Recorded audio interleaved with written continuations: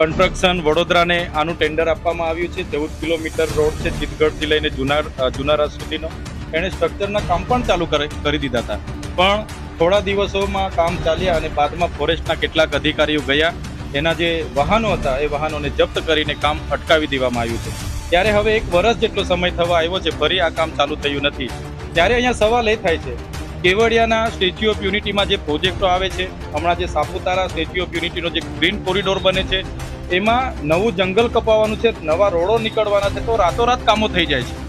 પણ જ્યારે આ વર્ષો જૂનો રોડ છે એના માટે અમને પરવાનગી નથી, ફોરેસ્ટવાળા જે છે જંગલ ખાતાની પરવાનગી લઈ લો, તો એક બાજુ તમે રાતોરાત મંજૂરીઓ આપી દો છો ને જે મૂળભૂત સુવિધાનો પ્રશ્ન છે ત્યાં તમે કામ અટકાવો છો, જે દુઃખદ ઘટના છે।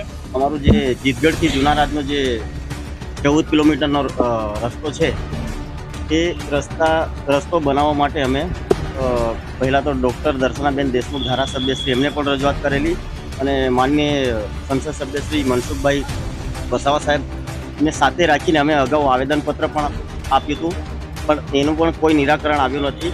અને ગામ લોકોની રજૂઆત હતી કે આટલો ખરાબ રસ્તો છે તો હવે આપણે ધારાસભ્યશ્રી ચૈતરભાઈ વસાવા સાહેબને સાથે રાખી અને માન્ય ડીસીએફ નર્મદાને આવેદનપત્ર આપીએ, જેથી વહેલી તકે અમારો રસ્તો ચાલુ થાય એટલી જ અમારા ગામ વતી લોકોની લાગણી અને માગણી છે। ચૈતરભાઈને આખી બધી જ ખબર છે, એ ધારાસભ્ય છે ને ના ખબર હોય તે સરકારમાં પૂછવું જોઈએ।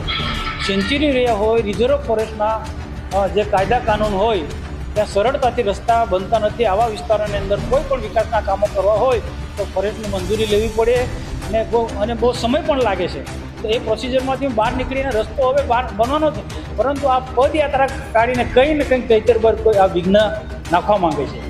આજે આટલા ટાઈમથી એ ધારાસભ્ય છે, એના પહેલાં પણ જાહેર જીવનમાં એ કામ કરતા હતા, ત્યારે જુનારાજનો રસ્તો યાદ ના આવ્યો ને હવે દિવાળી પછી એનું કામ ચાલુ થવાનું છે, ત્યારે એ લોકોને જુનારાજના લોકોને ખોટા ગેરમાર્ગે દોર। અમારી તમામ માહિતીથી અપડેટ રહેવા માટે જોડાયેલા રહો S9 ન્યૂઝ સાથે।